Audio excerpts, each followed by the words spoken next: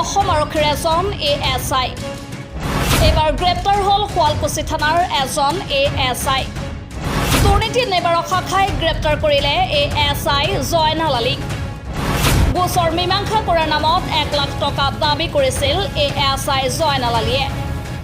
ভুক্তভোগীয়ে দিব নোৱাৰো বুলি কোৱাত 4,000 টকাত মাটি হয় ASI জয়নাল আলী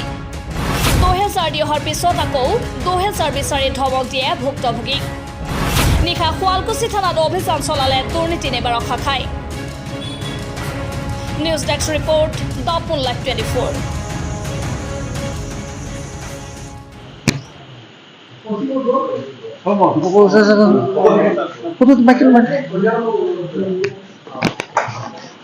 কি হৈছিল ঘটনাটো কওকচোন স্যাৰ ঘটনাটো কি হৈছিল স্যাৰ কওকচোন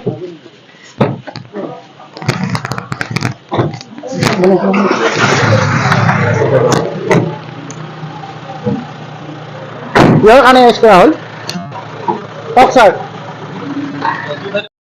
আমার মা আর ভাই বোয়ারে কাজিয়া লাগিছে ঘরতে লাগতে তারপরা আমার ভাই বোয়ারে কেস দিলে আমার উপর দুইটা 20 জুনের দিনাখন তারপর নাম তো পাহরিল জয়নাল এসাই তেখেতে আমার তেখেতে তো কেস পাইছিল তেখেতে কলে কি প্রথমত মাক কলে কি 1 লাখ টাকা লাগিব সব ক্লিয়ার করে দিন মাই কলে যে মই বুঢ়া মানুহ মই 1 লাখ কি আপোনাক 1000 দিব নোৱাৰো তাৰপৰা কৈছে নোৱাৰো যদি নাহিবি জেলত যাবি যা তাৰপৰা লাষ্ট মই আহিলো 23 জুনৰ দিনাখন আহি কেনে সুধিলো ছাৰ কি কৰক আমি গৰীব মানুহ তাৰপৰা ছাৰে কৈছে 10,000 টকা লাষ্ট লাগিব নহ'লে তই জেলত যাব লাগিব সেনেকে দমকি দিছে তাৰপৰা মই কৈছো ছাৰ মোক দুদিন সময় দিয়ক নহ'লে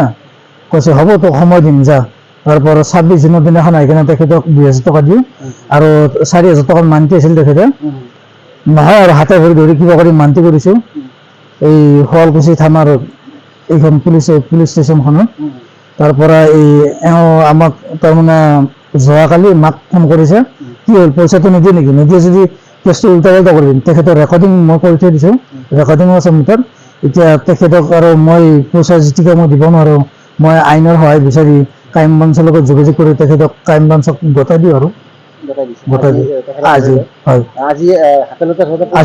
আজি যিটো মই মোক 2000 টকাটো খুজিছিল তেখেতক মই গধূলি ফোন কৰিছিলোঁ বোলে